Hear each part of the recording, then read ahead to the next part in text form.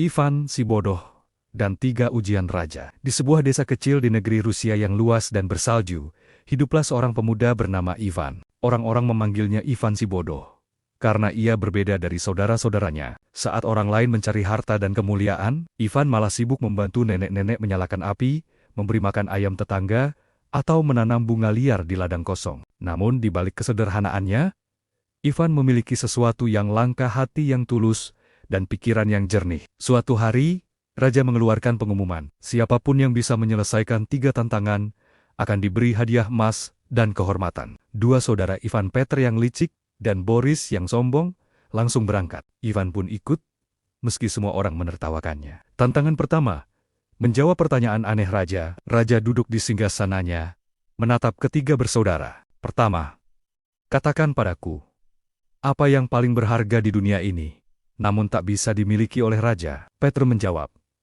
pedang terbaik. Boris berkata, tahta dari kerajaan lain. Ivan berpikir sejenak, lalu berkata pelan, yang paling berharga adalah hati yang dicintai karena ketulusan, bukan karena takut atau harta. Raja pun tak bisa memilikinya bila ia tidak rendah hati. Raja terdiam.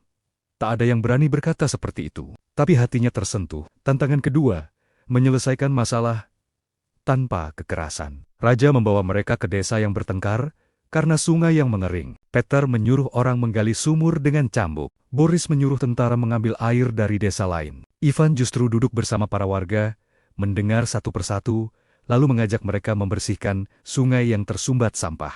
Ia ikut mengangkat lumpur dengan tangan sendiri. Dalam sehari, sungai kembali mengalir, bukan dengan kekuatan, tapi dengan hati dan kerjasama. Tantangan ketiga, menjadi orang terhebat. Akhirnya, Raja berkata, terakhir, buktikan bahwa kalian pantas disebut manusia terhebat. Peter memamerkan pedangnya. Boris membawa emas dan mahkota tiruan. Ivan hanya membungkuk, mencium tangan ibunya yang datang membawakan roti. Aku bukan yang terhebat, Paduka, katanya. Tapi jika aku bisa membahagiakan ibuku, membuat air mengalir untuk desa, dan berbicara tanpa menyakiti, maka itu cukup bagiku. Raja berdiri. Ia meletakkan mahkota di hadapan Ivan. Kau mungkin disebut bodoh oleh dunia, Ivan, katanya. Tapi engkau lebih bijak dari semua cendekiawan istana. Sejak hari itu, Ivan tidak disebut si bodoh lagi. Ia tak menjadi raja, tapi menjadi penasehat yang paling dihormati. Bukan karena kecerdikannya,